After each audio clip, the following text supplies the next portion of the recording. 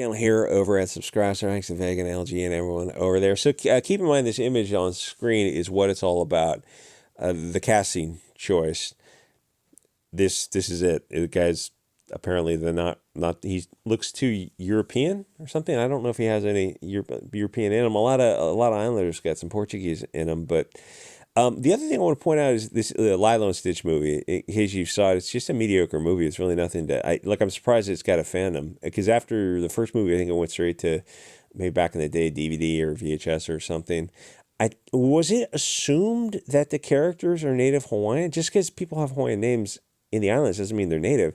That was a very common practice that people came to the islands. The kids took Hawaiian names to, I don't know, just become part of the culture. The same thing happens around the world. You've got Algerians going to French and France and picking up French names or English. The same thing happens all over the world. So it's like I think maybe mainland or Haoles are thinking that because they have Hawaiian names, they're going to be native Hawaiian. That's very much not the case in Hawaii. It's like now that you've got like most of the island has got Hawaiian names, and that would be now it's cultural appropriation and problematic. It's like, no, that wasn't why they were doing it. Like you can't what do you call it when you change the past? I don't want to say ipso facto. There's a Latin phrase for it when you try to do something with the past. Someone will know. You know what I'm talking about there. It's like they were doing it for their own reasons, but you have these Twitter idiots, mostly mainland Twitter idiots, who are just so dumb about so many things, and they're very adamant about the things they know very little about. And when you point out, you ask for evidence, Taco Carlson's estaphobic, and you go, oh, where's that been? Can you define this term? And then can you match the elements to the terms? And they look at you like they can define the term because they just go to the ADL and copy and paste. You go, so now how does Tucker Carlson, and they obviously don't get me started on that. How does Tucker Carlson meet those elements? It's like, and that's when they start spewing and backpedaling. Anyway, the idiots on social media are, let me get to the beginning. The idiots on social media are pseudo mad. Like, do you think these people are really investing their emotional energy in this kind of stuff? I will say that their dedication to Twitter is amazing, and the amount of energy they put into it, pathological, and not healthy either. So, first of all, the thing that most people need to figure out is that there's a lot of projection on the left, and with these people in general, the thing is they're really, really crazy, off the charts, istophobic. And that's something that's never talked about. But to borrow the phrase from Act Nation, who uses euphemisms for the different tribes of people, he calls people like you and I glacier gliders. That's something that's never talked about. But we're not the problem in any situation. We're the solution. We're not just the nicest people. We are too nice for our own good. Unfortunately, there is both characters in the show. I did the other video where the chick replaced Bubbles. Is, I guess, some kind of Asian mix or something, and so they're upset about everything. There's this media narrative that is very much anti-glider because the media is powered by these, crab people, and it's only going to get worse. So like, there's not going to be an external messiah complex with somebody stepping in. Not politically. No. Some politician is going to step down from the clouds and make it. No. It's like grassroots. Either it's grassroots or it's not going to happen. Which is a challenge because that means, it's a person in the mirror. It has to be part of the solution. It's like it might be a soccer mom, but it is what it is. There's that whole hopium with external messiah is just that's designed to keep you distracted instead of doing something yourself. It's designed to put all your eggs in this external basket. Anyway, so they're not going to stop with the narrative, and the only way to deal with this is to get on social media and I'm doing my part on Odyssey, BitChute, and subscribe. I make videos over there too. You got to push a counter narrative, which most people are too lazy to do because it's the fat men don't throw revolutions, which sucks. But Americans have been well fed for a long time, myself included. But I do suspect that lean times are on the horizon. The amount of the nature of the discourse that's going on social media now, taking the temperature of the room, probably time to start that home garden. Get those potatoes in. Like, fill your whole backyard full of potatoes. You might need them. Better to have them and not need them. Potatoes, corn, whatever.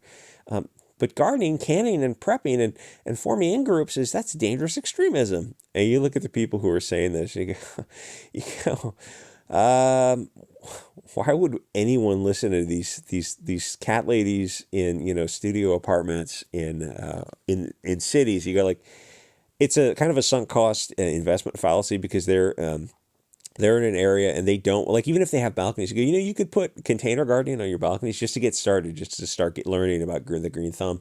But they don't want to do that. They don't want to prep. And so they want everyone in the same boat. And you go look at them, you're like, I know this is a little bit off, but you go, so Hurricane Katrina, because I don't want to be in that boat waiting for the government to come save me. The people who were saving themselves were much better off than the people who partook of that government assistance and went to that sports center, which was a nightmare. So no, waiting for the government to rescue is not a good thing. And it's funny because even the government tells you, they used to say it was like, have like 2 weeks of food and water or something. I think now they moved that up to a month. And still, like, that's a left-wing government. It's the left-wing deep derp state is telling you this. And still the left-wing is like, that's far right to can and prep and garden is all like farmers markets are whatever their theory is. It's like it's a Hugo Boss recruiting center. You look at like the farmers market. Suddenly all this stuff that used to be left wing hippy dippy is now right wing. And the thing is, it is an interesting mix because the left wing people who are into all this kind of stuff are usually more liberal libertarian. But there are, yeah, for sure it is growing among the right, but it's just like, why wouldn't you garden? It's like, why wouldn't you get in touch with that kind of stuff? Anyway, so there's getting people to do something about this. It's like, well, there's a lot of video games. There's prawn, there's sports ball, and there's soy slop, and it's all designed to keep people distracted. I hate these people. I hate these people so much, to the extent that I'm emotionally invested on Twitter, which is not at all. The Twitter cannon fodder, these useful idiots. I'm an artist. I'm a creative. I'm an intellectual. I'm gonna be in the party after the revolution. I'm gonna be the one making decisions. So you're saying you have no useful skills whatsoever. I have a master's of fine arts. Yeah, so I mean, you're going to be doing manual labor, or you're going to be like a broodmare or something. No. I'm going to be like in charge. I don't think you're familiar with the term useful idiots, and the people who know their leaders have feet of clay slowly disappear from the Stalin photo because nobody wants to have their leaders. Despots don't want people around who know that they have feet of clay. So they just slowly get disappeared one by one, them and their families. But they read one narrative of communism, but they're very, very narrow scoped on that. Anyway, these are just useful idiots. I mean, useful idiots doesn't describe people on Twitter. The funny thing is, like, I always assumed I was in the middle of the bell curve. Because I mean, that would be the logical place to start, right? And then you'd let external sources move you left or right. And then I got on Twitter and I saw like, oh, okay, I can say at least for Twitter, I no longer think I'm in the middle of that curve because there's a whole lot of the curve's going to have some funny groupings because it seems like either there's a lot of left of the curve people on Twitter or they're very loud. Much more about their opinions and about like very adamant about the things they don't know. If you get on Twitter, you'll feel like an effing genius is what I'm trying to say. So all these people do is repeat the line of propaganda from whatever their government schools tell them or their globalist media, but they never stop to think about the words they're saying. Like schools, and I mean, obviously you're not going to vote your way out of this because there's been too many generations of people who have been taught what to think and not how to think. And now even saying that, to think for yourself and reach your own conclusion. If you're telling high school, if a teacher was in high school teaching kids either the scientific method or the legal analysis method of how to analyze information, and always don't trust, always reach your own conclusion no matter what it is. That's a far right dog whistle, because the left is very much on board a narrative. Especially, it's why the left, with the events that happened over the past 3 years, why the left was so on board that narrative is because the left knows they have control of the derp state, and they want that expanded centralized power. Where if you're on the right, you want this power to start decentralizing as much as possible. The Rand Paul type of stuff. Anyway, so these it's like. To say we want you to reach your own conclusion, even if it's against the orthodoxy, And like any conclusion you reach, like if you're a high school teacher teaching this to kids, make up your own mind. Don't be peer pressured by a mob who are using ad hominem attacks, because that's usually, the truth doesn't fear investigation. That's usually, if they have to resort to deflection, ad hominem, those logical fallacies, then it means that their argument is not any good. Otherwise, they would go with the best argument. Going with ad homs is, but to be a teacher like that, in a government school, that would be problematic. Like the kids themselves, most of the kids themselves who have been so brainwashed would probably look at you a little bit askew. Anyway, Lilo Stitch is a dumb kids animation. It's going to be remade into live action. Uh, and this is what is triggering the kids, because now here's the thing. I don't know if they're just assuming these characters, their ethnicity from the animation, or if it was ever laid out in the animation. And again, I'm surprised that it has a fan base, because it had cute parts to it, but you look at the totality of the movie, like, so every bad character is got red hair or blonde hair in the movie. And like, in case you're not familiar with the islands, that's a very rare.